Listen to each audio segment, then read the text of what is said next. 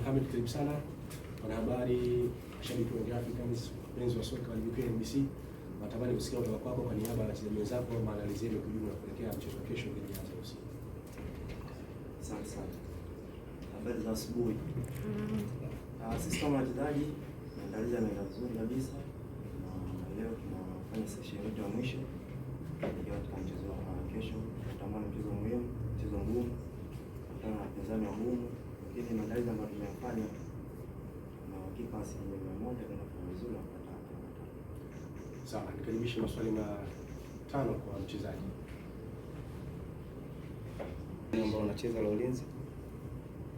Jukumu la kwanza kuhakikisha kwamba haturuhusu goli. Hiyo ni mchezaji ambaye anahusika katika defense.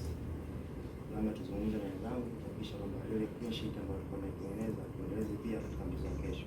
Sababu ni mchezo muhimu na huu ni mchezo wa ligi. Hatutaki kupoteza. Kwa hiyo tutajitahidi kwenye, lakini ukiangalia Azam ni timu nzuri. Ukiangalia performance yake match by match wamekuwa ni watu ambao wana improve. Kwa hiyo sisi kama Yanga tumefanya maandalizi mazuri kwa kabili kesho.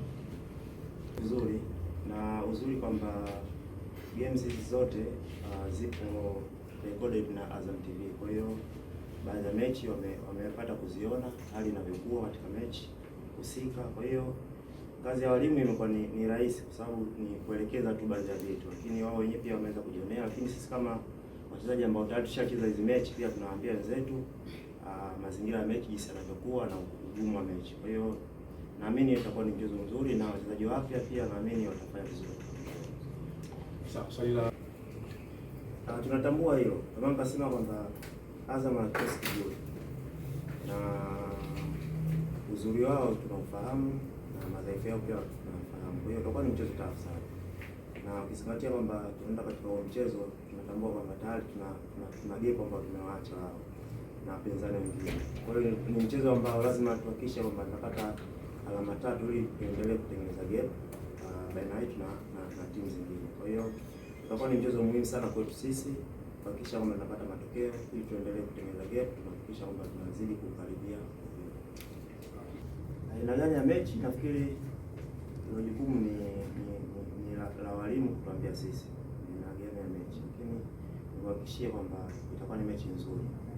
Tuwezi kila kitu tukakiweka hadharani. Hiyo nafikiri ni habari za ndani sana. Kwa hiyo nihakikishie tu wananchi waje kwa wingi kesho kuhakikisha kwamba tunakuja kupata kwanza sifa ya kwanza ya timu ambayo inatafuta ubingwa.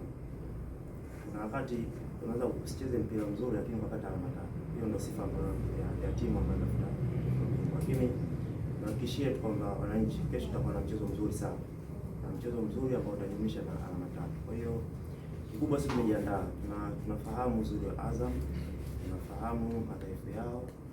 Kwa hiyo yale madhaifu yao tutafanya kazi kuhakikisha kwamba ndio tunatumia kupata alama tatu. Kwa hiyo utakuwa ni mchezo mzuri ambao utajumuisha na ufundi kuhakikisha kwamba tunapambana dakika kwanza baada ya dakika 90 na kupata alama tatu.